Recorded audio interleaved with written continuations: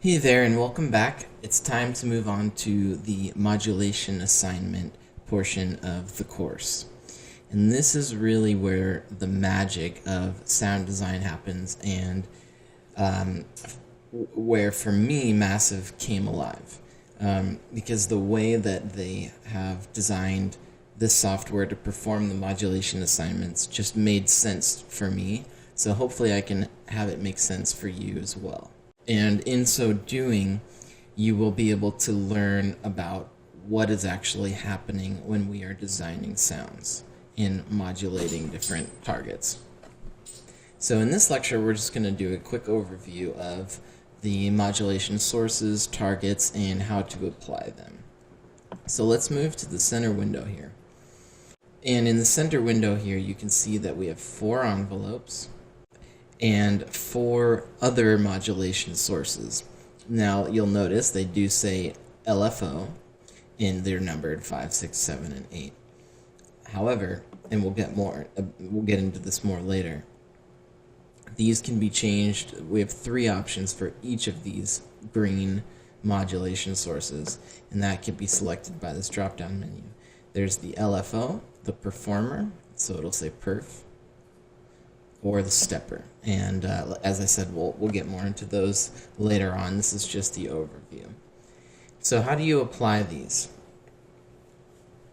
In each of the modulation sources, and the envelopes are included in that, there is a target or crosshair icon. Okay, that's called the modulation handle. So all you do is click it, and your mouse turns into, or it has a little 1 attached to it now. Now I can put this 1 in basically any of the modulation target slots all over the synthesizer. I can put it here at oscillator 2 in the amp section. I can put it here in the pan section, and I can assign this envelope to as many different modulation targets as I want. There's no limit. And what I'm doing there is I'm telling Massive that I want this envelope to control whatever this knob does. Now, once I've assigned this envelope to a particular parameter, I have to tell Massive how much modulation to perform. So in order to do that, I'm going to create what's called a modulation range. So my 1 is here in the box. I'm just going to click it and drag it down. And this blue ring now indicates the amount of modulation that I want to occur. So you can think of it this way. This envelope is going to perform a particular action over time. On this fader, it's going to move it from here all the way down to the bottom, or vice versa, depending on the polarity, which we'll talk about in a moment. For now, it's enough to know that you're just creating a range of modulation like this. And you can do that with any of these modulation sources. Now you may notice that there are sometimes more than one modulation box for each parameter. Now let's talk about those. So there are these blank boxes, and then there's another box that has SC at the bottom, and that stands for sidechain. And that basically means that if you drop for example, let's say we have an LFO right here in the first modulation slot. Here's the range.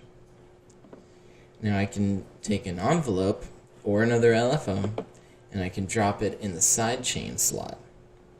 Then if I click this little SC sidechain, now this illuminates, the SC illuminates, and my 2 little dashes illuminate as well.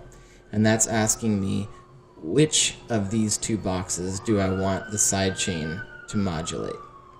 So I'll click here where the 6 is, and now an arrow appears and points right at that 6.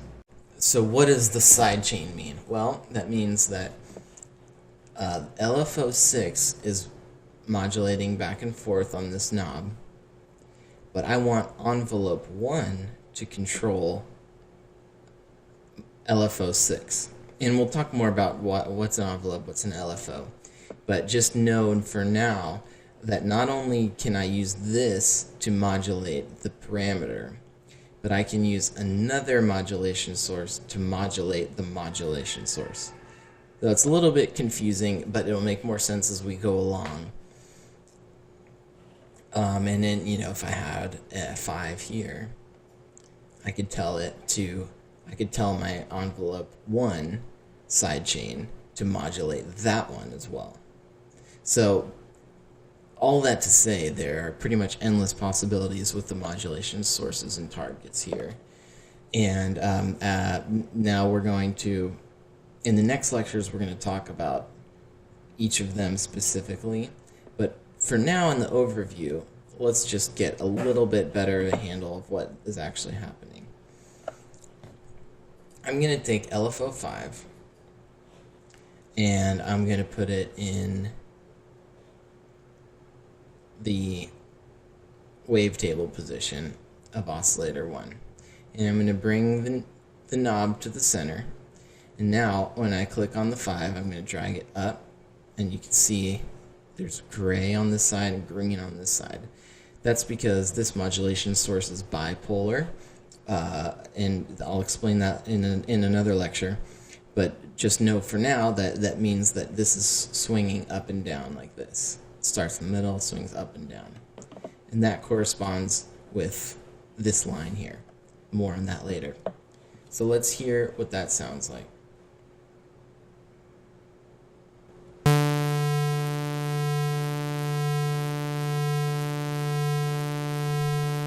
So no modulation source. It's just a single wavetable that I've selected, so this isn't moving. But you can imagine that this is what's actually going on when I assign the modulation source to this target. What's happening is the position knob is moving.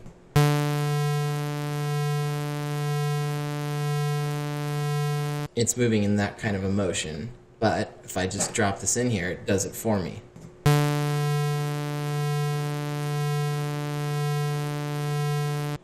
So in the next lectures, let's talk a little bit more about envelopes, LFOs, performers, and steppers in greater detail, and we'll see you there.